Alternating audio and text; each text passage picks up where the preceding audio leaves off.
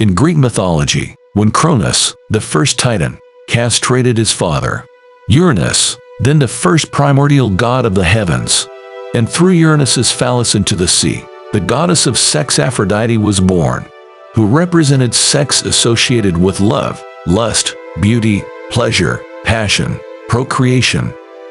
Follow me and subscribe to my channel. Listen to me talk about the monumental work, ideas and myths. Together we explore the origins of sexuality. In Hesiod's account of works and days, Aphrodite bestows the beauty and grace of the immortal goddess on the first woman on earth, Pandora, shed grace upon her head and cruel longing and cares that weary the limbs. We know that Prometheus, who created the first man, was also the son of the Titan god Iapetus, and Iapetus was born to Uranus, the god of the heavens, and Gaia, the god of the earth. Zeus, the king of the gods, was the son of Cronus, and Cronus also is the son of the god of the sky, Uranus, and the god of the earth, Gaia. Cronus was younger than Iapetus, therefore, Prometheus was the cousin of Zeus. In anger Zeus the cloud-gatherer spoke to him. O son of Iapetus, who surpasses all in cunning? You rejoice because you have stolen fire, because you have deceived my mind. But you have contrived for yourself and for men to come a gigantic evil. I will give them in retribution for the fire and evil in which all will take delight in their spirit while embracing their own evil. In a world where there are only the first man and the first woman, there can be only one meaning of evil, and that is what almost all religions recognize as sin: sex. In both the Bible and Greek mythology, sex is considered to bring disaster. That's what almost all religions require believers to abstain, to control humans' sexual desires. The goal of pleasuring themselves with sex is clearly against God's will. Greek mythology is not only the beliefs of the ancient Greeks, but also their history and their good intentions. So what Zeus brought to mankind through Pandora was not only the disasters contained in the box, but also Pandora herself, beauty and sex. As when bees in roofed hives feed the drones, always up to their evil deeds, the bees are busy by day, and all day long until the sun goes down. They lay out the white honeycombs while the drones stay inside the roofed hives, and gather the labor of others into their bellies. Even so Zeus, who thunders on high, made women an evil for mortal men. In Greek mythology, sex was communicated to Pandora from Aphrodite, a variant of the phallus of Uranus, the grandfather of Prometheus and Zeus, and taught mankind, which is consistent with the Bible, where the serpent represents the phallus that teaches the first woman, and the first woman teaches the first man about how to make love. The phallus in Greek mythology is Uranus, the king of the gods before Zeus, so whose phallus is represented by the serpent in the Garden of Eden. The Book of Enoch is an ancient Hebrew religious text of the Book of Revelation that records visions seen by Enoch during his 300-year walk with God before the Great Flood. The book is also recorded as the Book of Enoch1. Enoch was a biblical figure and patriarch before Noah's flood, the father of Methuselah, and the great-grandfather of Noah. Legend has it that he would have been a seventh-generation descendant of Adam and Eve.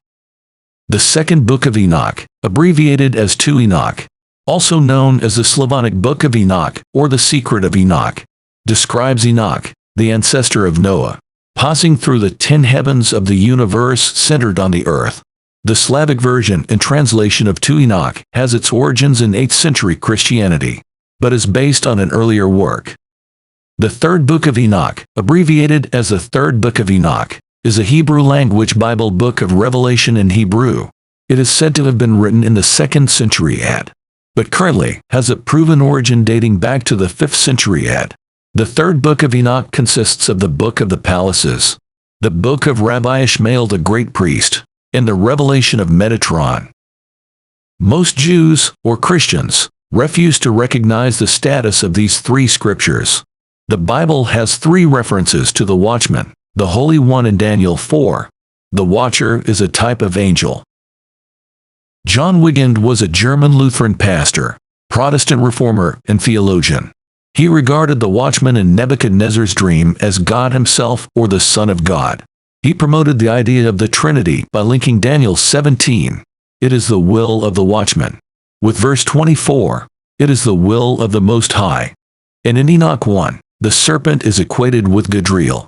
Gadriel was one of the leaders of the fallen watchers. Gadriel was also responsible for the deception of Eve, one of the evil angels who descended from heaven to have sexual relations with women on earth, based on one interpretation of the Sons of God passage in Genesis 6. Angels mated with human women, producing a hybrid race of giants known as the Nephilim. And the name of the third is Gadriel. This is the one that showed all the deadly blows to the sons of men. And he led astray Eve. And he showed the weapons of death to the children of men.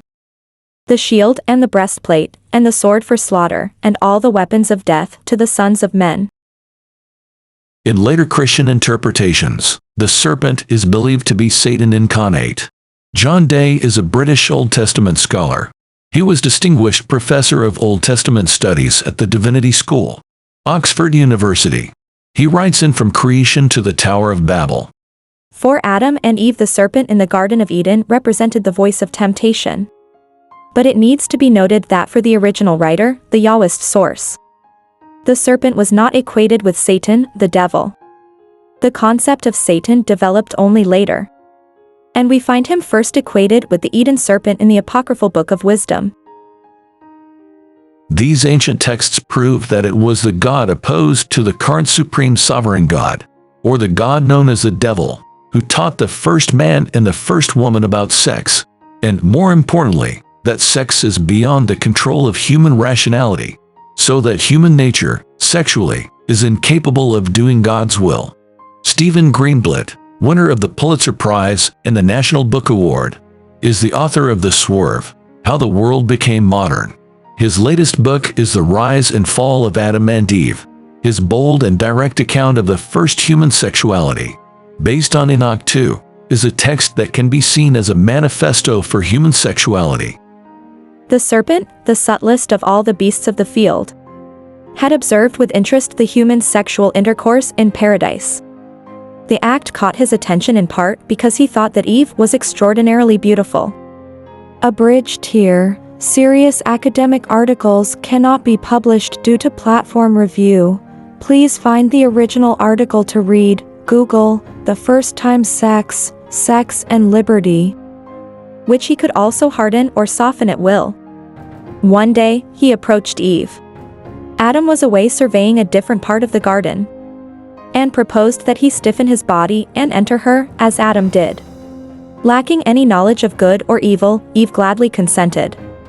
The snake made himself hard and penetrated the woman, moving his head this way and that to see what might be of interest. But it was dark inside and, after a while, concluding that Eve was more beautiful without than within, he withdrew. Eve, however, had experienced something intensely pleasurable, and she determined that when Adam returned she would teach him how to imitate what the snake had done. In this depiction, what the first man and the first woman get from nature is simply the common and out of the phallus in the vulva, without any sexual pleasure. But the serpent sees from man and woman the man's clumsy thirsting. The serpent then seduced Eve and had Eve experience intense pleasure. So Eve waited for Adam to return and taught Adam to imitate the serpent. Looking up, Adam saw God bringing Eve toward him. He felt something he had never experienced before. Everything he had seen had pleased him. But nothing he had seen, neither the plants nor the animals nor God himself, had aroused him. Even the animals that God brought before him to name, though many of those were quite beautiful and put him in mind of the fact that he was missing something in his life, had left him unmoved in the way he now felt moved. The woman, and the woman alone. This one, as he ecstatically declared, kindled in him an excitement that ran through his body like the current he felt when he had touched an electric eel. Abridged here. Serious academic articles cannot be published due to platform review. Please find the original article to read. Google, the first time sex, sex and liberty, was erect and leaning up and out toward Eve. he found that it entered quite easily into her. And he felt himself releasing his seed within her. But the fact that he did not and could not will this physical movement, as he had willed everything else, was strange. The experience left him with a peculiar sensation of longing and love, and a small undercurrent of anxiety.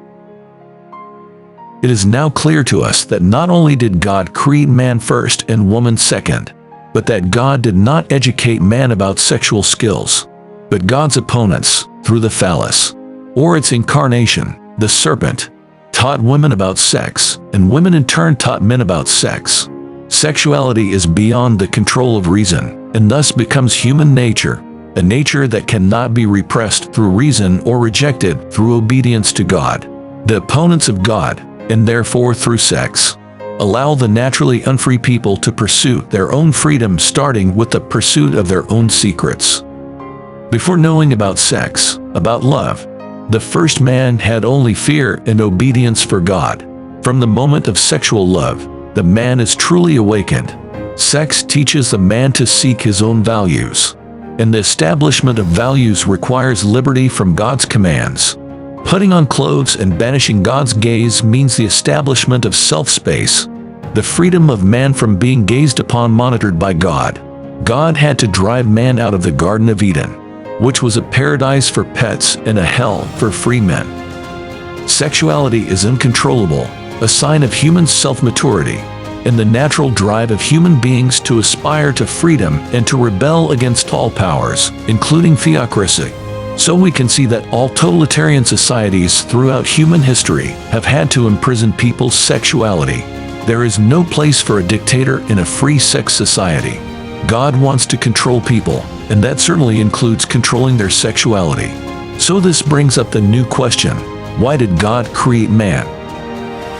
Follow me and subscribe to my channel. Together we read Uranus's monumental work, Ideas and Myths, and together we explore why did God make man.